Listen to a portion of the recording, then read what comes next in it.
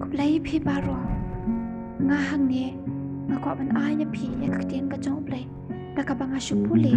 pat phi la ban sngap ya ka ha ka no ko por ha ka paning kong nga ko ban ni thu phi chapang ka bible ke ka ta ka bible ka long ka tien ka bukhoin chong ki kristan bat ka long ka tien ka chong blai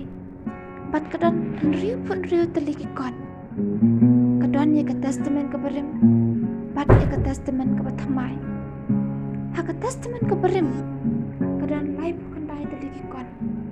bat ka testament ka bathamai ka dan arbanyo tali ki kon bat ka baning kong do ka lenong ka pau bo kitab barim ka long ka Genesis ka Exodus ka Leviticus jingkan bat ka Deuteronomy bat kini santli kilong kita ki an kiba ublay ula ay lo Moses bat ka babut kalong ka history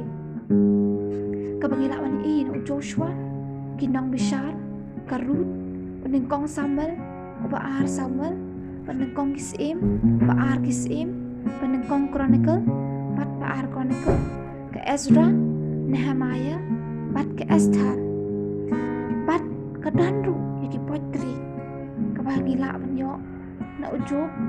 ki Psalm ki Proverb u Ecclesiastes bat ka Chingrai u Solomon bat ki Danru ya kini kinong itho lupa ki bakrao bat ki bared ki bakrao kilong u Isaiah u Jeremiah ka Chingrai Sosin ay Ezekiel bat u Daniel bat ki bared kilong na u Hosea Joel Amos Obadiah Jonah Micah Nahum Habakuk Zephaniah Haggai Zechariah bat ka bakhadu Malaki bat haga kitab ka bathamai karon sautli ki gospel bat kita ki gospel kilong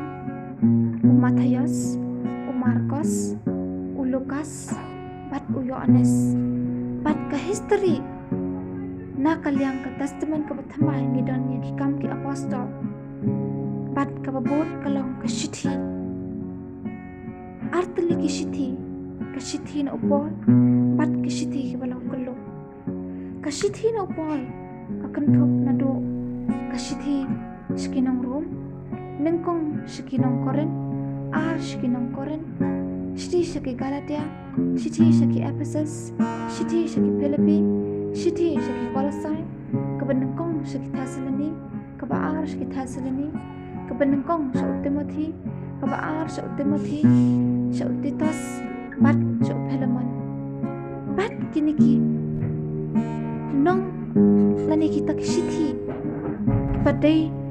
gelum kilong na Hebrew o Jacob nengkong Petrus ar Petrus nengkong Yohanes ar Yohanes lai Yohanes o Judah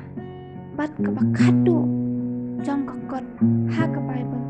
kalong ka jingpen pau ko bless you.